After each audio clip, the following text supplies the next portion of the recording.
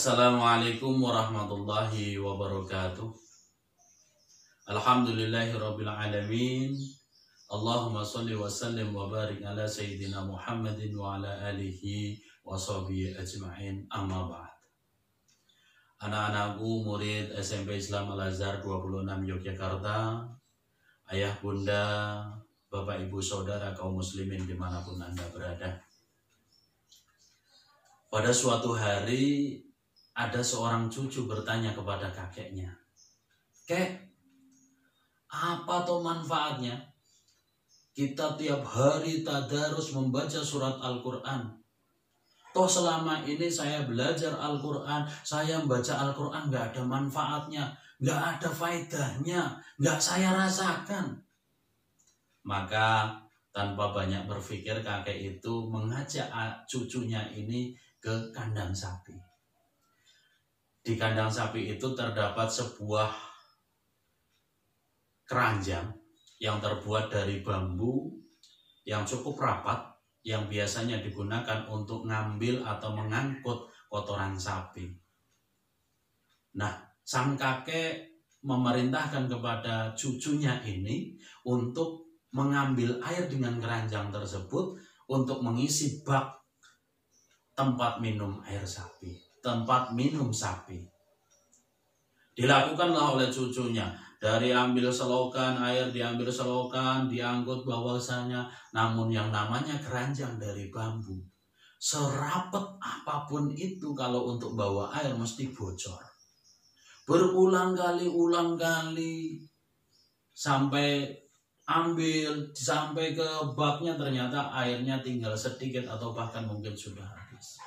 Airnya berulang kali, tapi tanpa protes akhirnya sang cucu pun melakukannya. Sampai pada akhirnya sang cucu ini capek juga. Kemudian protes kepada kakeknya, "Kek, nggak mungkin saya bisa ngambil air ngisi bak ini dengan keranjang bambu ini, karena ini bocor." Lalu sang kakek, "Baik cucu, memang kamu nggak bisa ngisi bak air itu dengan keranjang ini. Namun kamu sadari atau enggak? Dari keranjang itu yang tadinya kotor, banyak letongnya, banyak kotoran sapinya. Sekarang coba kamu lihat. Keranjang itu jadi bersih. Keranjang itu jadi nggak ada kotorannya lagi." Sang cucu pun manggut-manggut sambil manggut. "Oh iya ya, ternyata betul apa kakek, jadi bersih." Nah Cuk, begitu juga dengan ketika kita membaca Al-Quran.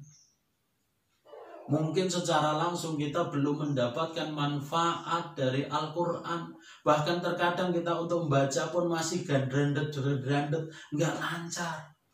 Kita pun terkadang belum tahu maknanya. Sehingga apa? Ketika kita membaca Al-Quran hanya sekedar formalitas, baca dari surat Al-Fatihah sampai dengan An-Nas.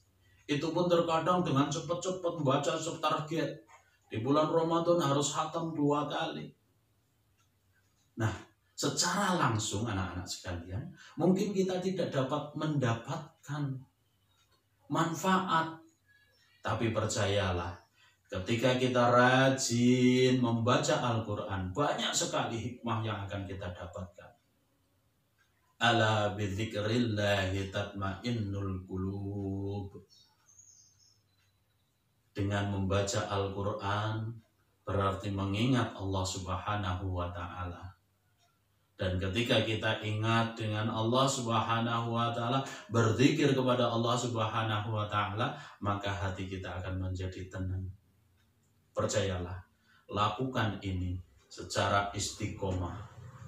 Sehari 2 lembar, sehari 2 lembar, sehari 2 lembar.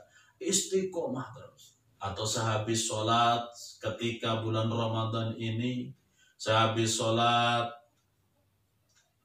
1 lembar 2 halaman.